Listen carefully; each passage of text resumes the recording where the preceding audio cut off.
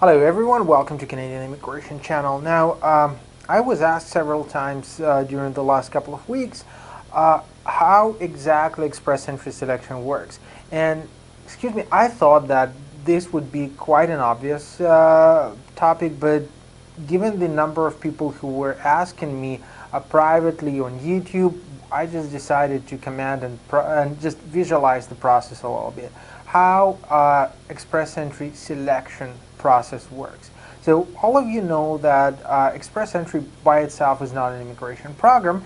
It is just a pool of candidates who are coming in from different immigration programs, of course, right, with different scores and based on their human capital, so technically based on your language abilities, your age, your education, your work experience, and some other factors such as your spouse, your relatives in Canada, you are given points, right? So it's very easy this way for officers to select those who have higher score, meaning that those who have better chances, probably of course, right, we're talking statistically based, better chances to be established in Canada, right?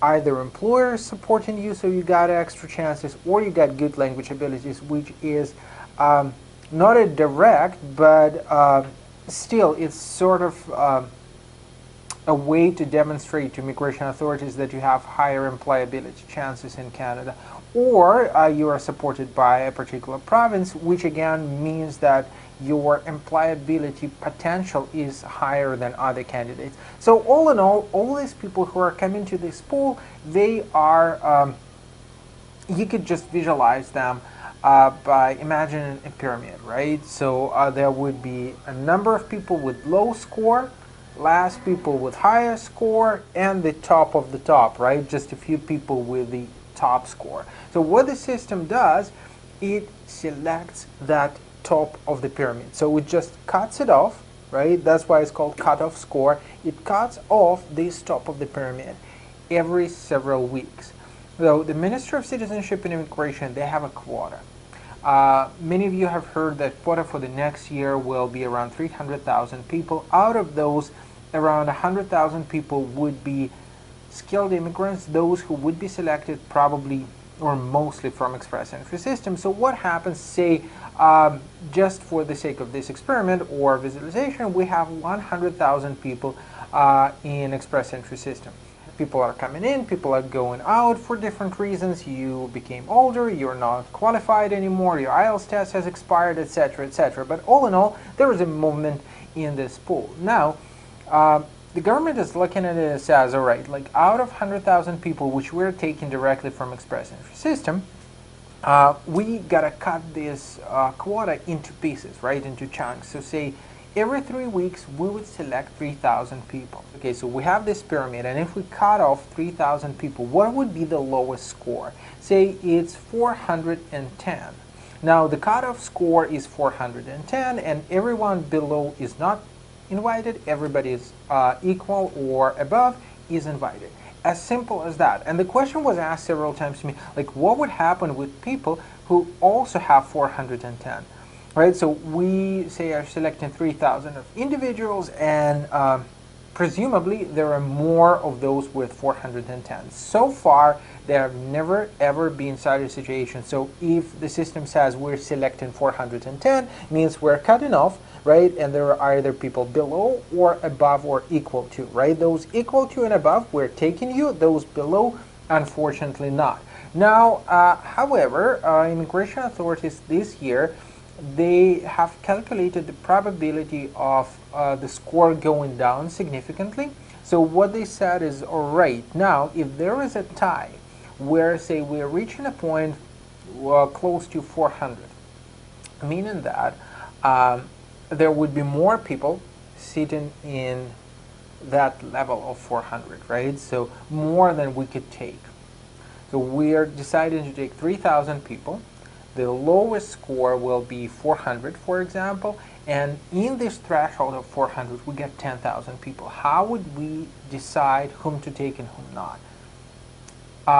The answer is very, very simple. Whoever applied first would be welcomed first. First come, first serve, right? And that was introduced, I believe, as far as I remember, that was introduced close to summer this year. many people have not noticed it, but all in all, that is a good sign that chances are that projected score in express entry system should be going down, right? Probably not significantly, but still it should be going down. Obviously, it would decrease from 430s where it is right now. And last but not least, I had questions with respect to federal skilled trades.